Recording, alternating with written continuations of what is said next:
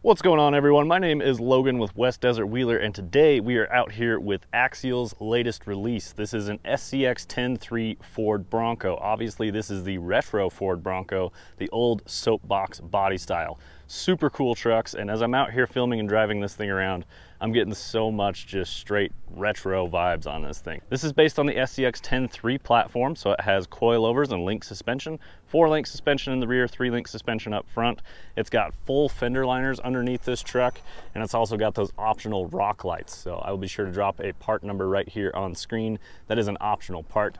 These trucks also have a dig function or a 2-speed function.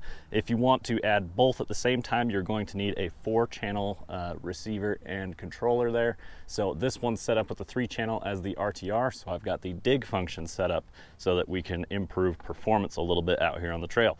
Let's get to it. Let's go drive this thing over some rocks and see how it performs. Now, real quick, I do want to talk about the controller that they are using. This is a Spectrum setup with the smart technology in the ESC and receiver. So I do have a smart battery installed, which tells me my battery level right here, which is super convenient. As we drive, this will go ahead and drop down, and it will give us an auditory reminder that our battery is almost dead. Speaking of batteries, this thing will hold the shorty pack or a standard size LiPo if you want to go out and hit the trails for hours on end. So let's start hitting these rocks. They are very sandy today because last night I got caught in a rainstorm. I took this thing out to film some B-roll for my review video, and man, I got caught in one heck of a rainstorm out here. So having a good time out on the trails with my Razor. I'll throw a quick clip in here where I basically couldn't see at all. Lifting tire as we come up over these rocks. I do gotta say, one of my favorite features on this truck is that retro looking wheel. Super awesome looking wheel. Axial really knocked it out of the park with that. And then of course you got the Falcon Wild Peak tires mounted to those. Now these are bead locks, so if you choose to run a different tire, you can do that and keep the wheels. So no gluing required. As you guys can see in this shot, the RTR truck does have working headlights and tail lights. And then, like I mentioned before, it does have a rock light kit, which I threw up that part number on screen. I will also link to it down below, so be sure to check out that link in the description. Axial did a great job making an excellent scale Lexan body with a bunch of hard molded plastic pieces on here.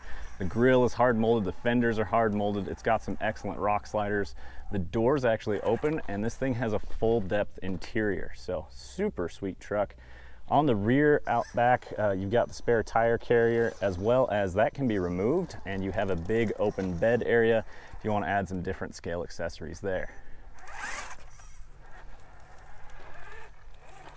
Now, something that may not seem obvious on this truck, but is absolutely unique to this release for the SCX10 is this Ford Bronco has straight axles. It does not have the AR45 portal axles. It has the straight axles, which were previously available in a kit, but on this truck, they are ready in the RTR.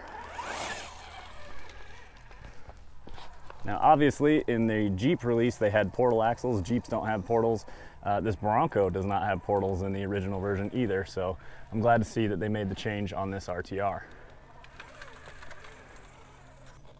Right here, we're getting a good look at that custom molded front bumper on this truck. This is unique to this truck. It's got that nice little bull bar, as well as that license plate. That's a nice little touch there. I'm sure plenty of people will have custom options available for the license plates on these trucks. You know what, let's go ahead and throw this thing in a front dig and try and level out the front end. Front dig means you can turn your front wheels independent of the rear wheels. So front wheel drive only, basically, with the rear end locked up. Now that we got our front end leveled out, put it back in 4-wheel drive, and let's try and climb this ledge again. Let's actually put it back in dig. Maybe we're gonna need all 4 tires pushing to get this thing to climb. There it goes. Good little demo of the dig unit here. Dig units are super helpful, and I really enjoy the fact that Axial's putting them in so many of their products. The Capra was probably one of the first ones that they introduced that in, and I've been enjoying them in the SCX10s. Now, I've been a big fan of the SCX10 platform. I've actually owned a SCX10 Jeep Gladiator, which has a longer wheelbase.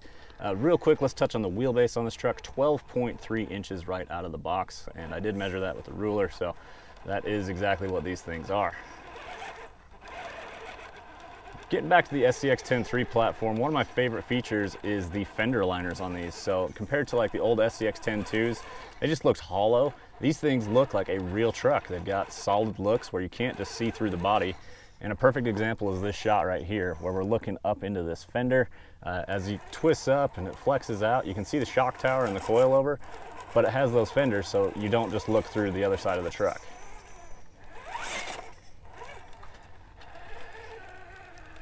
Well, the terrain that I have available out here, I can really test the performance of these RC cars. And man, these SCX10 just straight perform right out of the box. I really like how they wheel.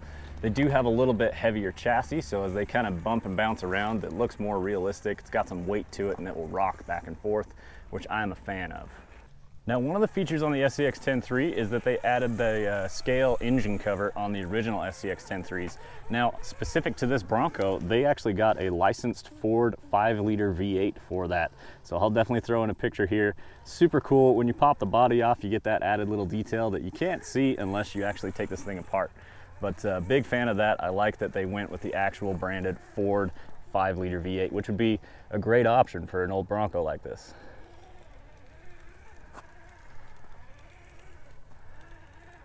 You know, it's something I've come to expect from these trucks, so I kind of forgot to highlight it earlier. All the electronics on this thing are definitely weather and water resistant, so if you're going to be going out and playing in the water, you should have a good time with this truck right out of the box. Let's try and keep the bodywork out of the rocks here.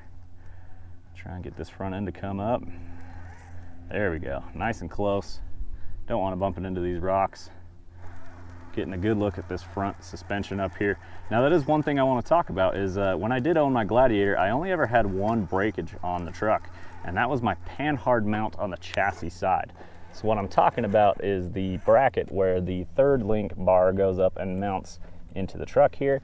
On the RTR trucks, these are going to have a metal panhard mount attachment point. So that's definitely a big upgrade, and that was the only part I ever broke on my Gladiator. So excited to see that change here on the early Ford Bronco.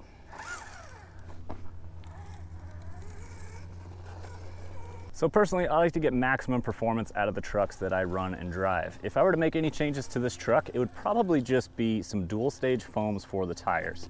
I think with the weight of this body and the chassis, I think just some dual stage foams could really help it get the softer outer edge to get the bite that you need, but you need that hard single stage because of the weight of the truck on the inside. So adding those would make a big difference in performance.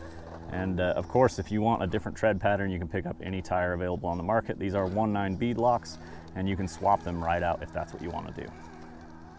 Like I mentioned, the only parts breakage I had on my 10-3 was that panhard mount, and the fact that they swapped that out to metal tells me that they are listening to customer experiences and that they are trying to make the best product possible. So big thumbs up to Axial for that, as well as the straight axles on this truck. I know a lot of people really wanted straight axles on an RTR, and here is your option, and I think it's such a great option at that. Super scale, realism, looks great, and the old retro looks never get old. I love the wheels on this truck. I think this thing is a smash hit coming out from Axial, as well as just great performance with a full depth interior. This thing is absolutely worth checking out. I want to send out a big thank you to Axial for letting me take this truck out and try it out. This thing has been super fun to hit the trails with, and I'm really impressed with the performance of this thing and what it's capable of. I think a lot of people are going to be super happy with this truck. I've been very impressed with the performance of this truck and the features that it has, as well as how good this thing looks. So big thumbs up, Axial. I am really a big fan, and I greatly appreciate it. Well, hey guys, my name is Logan with West Desert Wheeler. I greatly appreciate you watching. Please drop a comment what you think down below. If you like this style of video where I am running and gunning and talking about the trucks as we're out here on the trail, my channel is full of that style of content, so be sure to get subscribed. Thanks again for watching. Drop a comment, and we will see you guys in the next one.